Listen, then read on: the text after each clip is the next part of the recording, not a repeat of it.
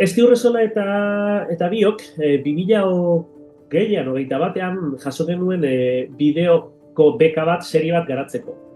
Serie horren premisa zen gertakari guztiak lehen personan gertatuko zirela, sortatuko zirela, eta lehen kapitulua Esti Urresola zuzendu bertzuen.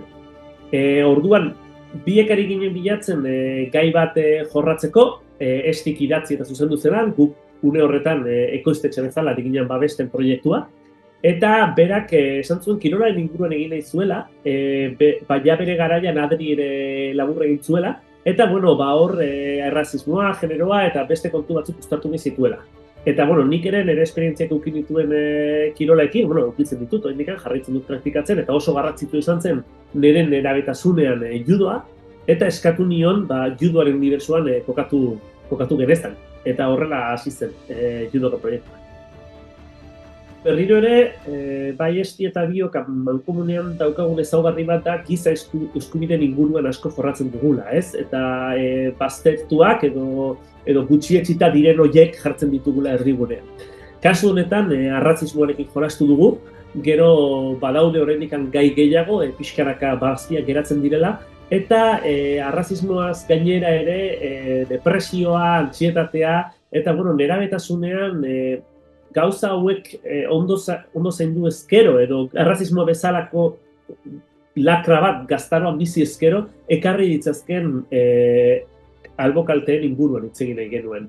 Eta baita ere, kirolak, kasu honetan judoak, eman diezazuken osasunaz, ez? Nik beti esaten dut judoak bere lekuan jartzen zaituela. Judora morales bajuzua zenean, altxe egiten dizu, eta inoiz ere, pixkat, lepoa hola, gora balin bazoaz, bere lekuan jartzen zaitu. Eta, balio hautaz hitz egin nahi genuen.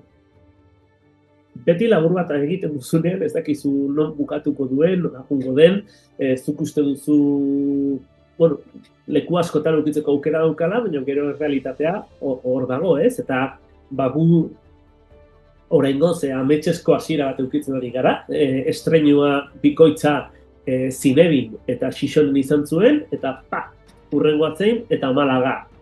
Beti ez dira azten horrela gauzak. Honek uste dut laburra estatus batuan jartzen duela, eta uste dugu ibilbidea emango diola, ez? Urtean zehar aukerak eta oparo izateko. Hori da gure esperantza, ez? Azkenean gauza hauek zure laburra eskaparaten jartzen dute, eta bultzada bat ematen diote.